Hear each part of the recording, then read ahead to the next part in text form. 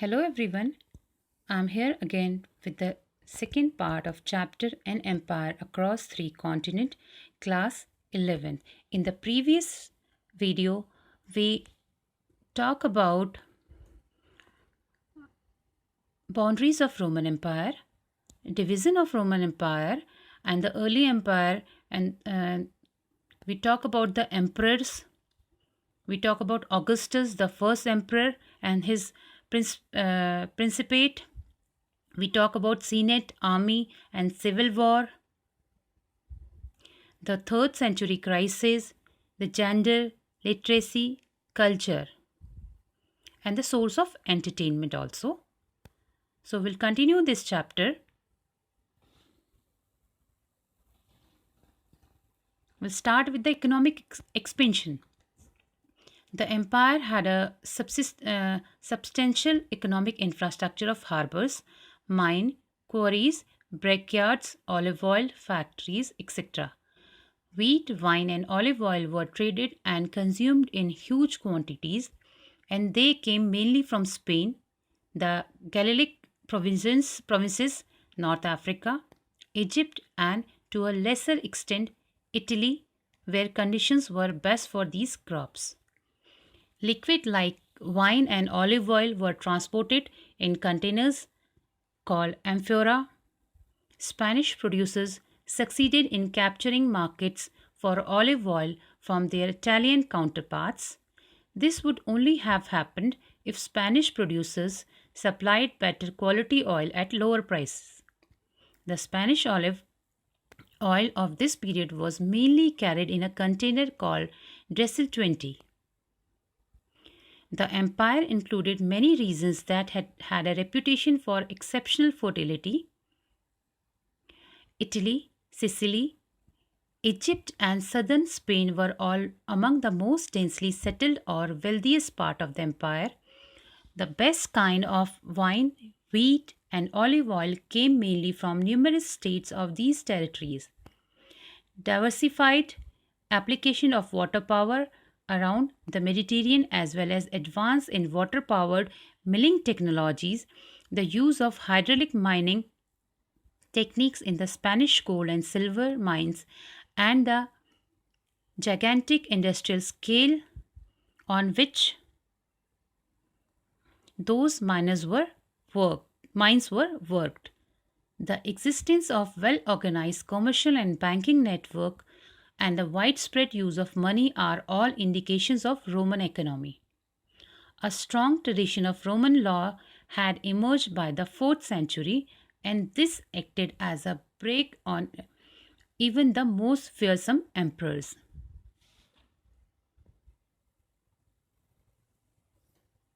Controlling of slaves and labor. Slavery was an institution deeply rooted in the ancient world, both in the Mediterranean and in the Near East. And not even Christianity, when it emerged and triumphed as the state religion, that means in the 4th century, seriously challenged this institution.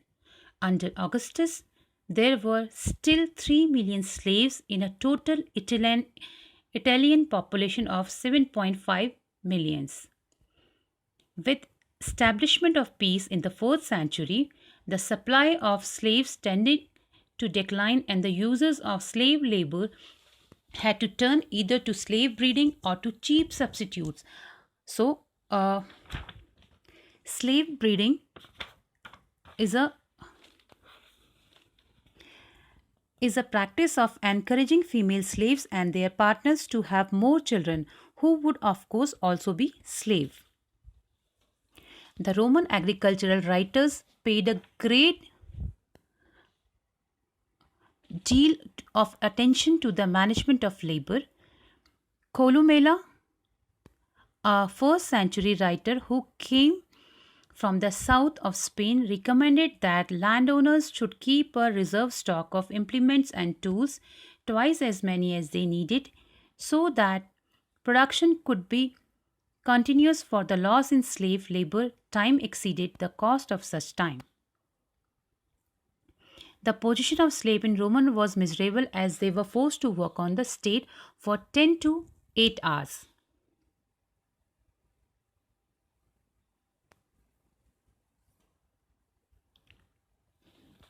Now the social division in Rome.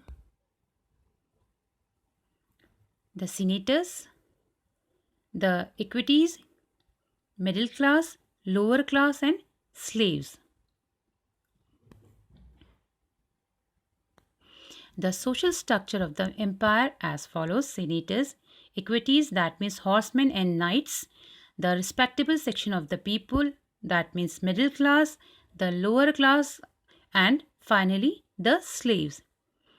In the early 3rd century, when the Senate numbered roughly 1,000, approximately half of all senators still came from Italian family.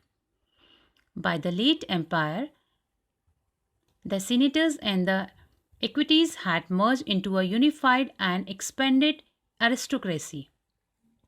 The middle class now consisted of the considerable mass of persons connected with imperial services in the bureaucracy. Below them were the vast mass of the lower classes known collectively as humiliores, that means literally lower. They comprise the rural labor force. The late Roman bureaucracy, both the higher and the middle echelons, was a comparatively affluent group because it drew the bulk of its salary in gold and invested much of this in buying up assets like land. There was a great deal of corruption, especially in the judicial system and in the administration of military supplies. Now, the Jewish war. Roman people were polytheists and used to worship several gods and goddesses. Their popular deities were Jupiter, Mars, Juno, Minerva, and Isis. One of the most important religious sect practices in the Roman Empire from about the 1st to the 4th century was Mithraism. Mithraism. The other great religious tradition in the empire was Judaism. It considered Jehovah as the creator of the universe, but Judaism were not a monolith either, and that means variation in the Jewish culture, and there was a great deal of diversity within the Jewish communities of late antiquity. Thus, the Christianization of the empire in the 4th and the 5th century was a gradual and complex process. Polytheism did not disappear overnight, especially in the western provinces where the Christian bishops wages a running battle against belief and practices they condemned more than the Christian laity. Laity, that means the ordinary member of a religious community, as opposed to the priest of clergy who have official position within the community, did.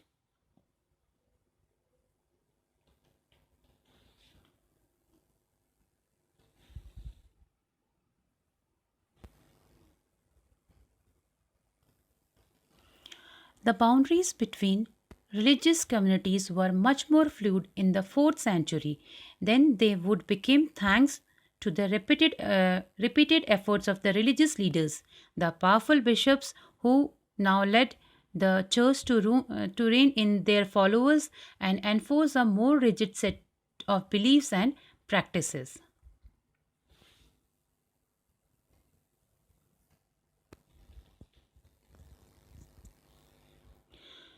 Now, the cultural features of the Roman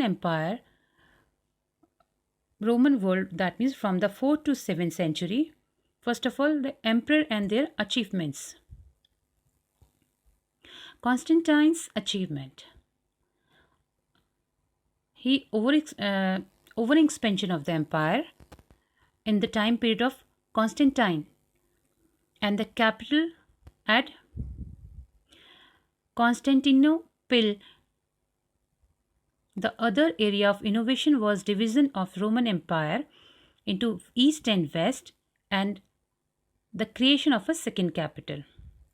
Basically, it was at the site of modern Istanbul in Turkey and previously called Byzantium, surrounded on three sides of the sea. Then the Christianity was made official religion. At the cultural level, the period saw momentous developments in religious life with the Emperor Constantine decided to make Christianity the official religion and with the rise of Islam in the 7th century. Then monetary spheres. Constantine founded the new monetary system on gold and there were vast amount of this in circulation. Constantine's chief innovation were the monetary spheres where he introduced a new denomination, the solidus, a coin of 4.5 grams of pure gold, and that would in fact outlast the Roman Empire itself. Solidi were minted on a very large scale and their circulation ran into millions.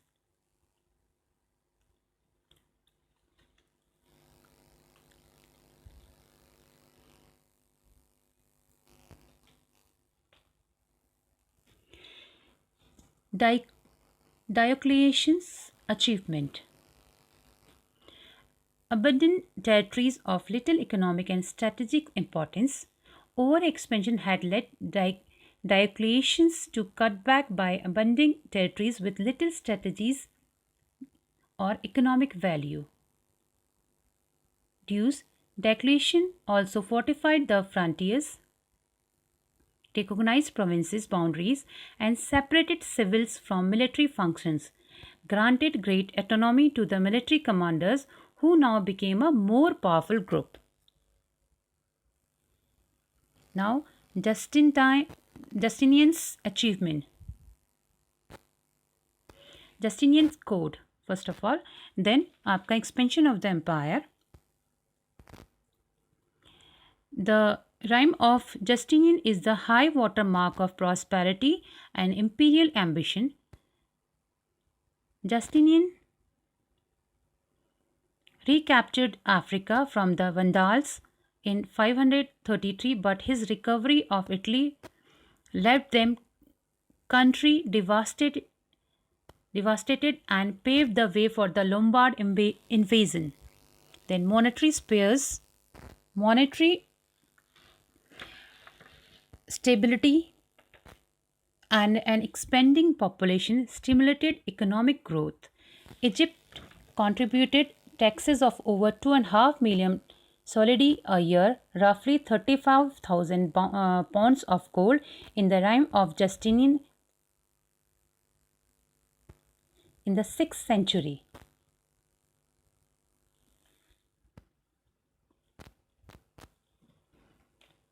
He established the glass factory also, introduced the solidus. Then in his time the urban population was quite prosperous.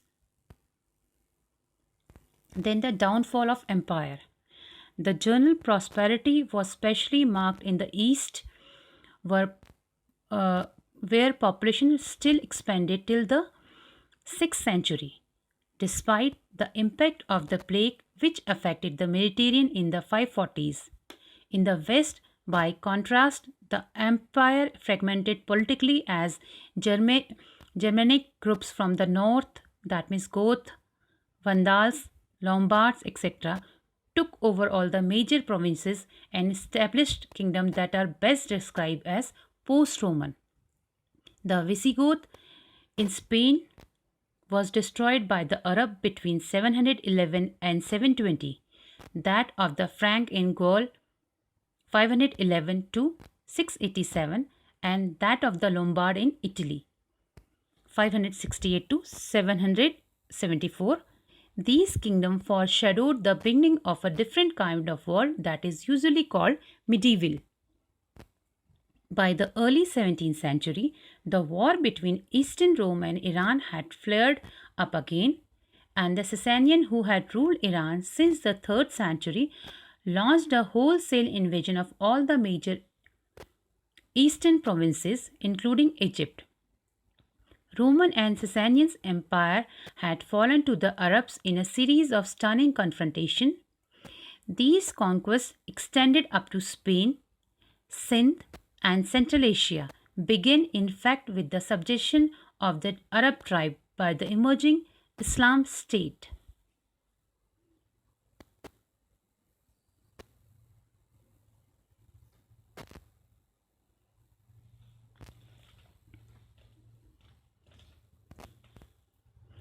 So, this was the main reasons where the empire was almost finished.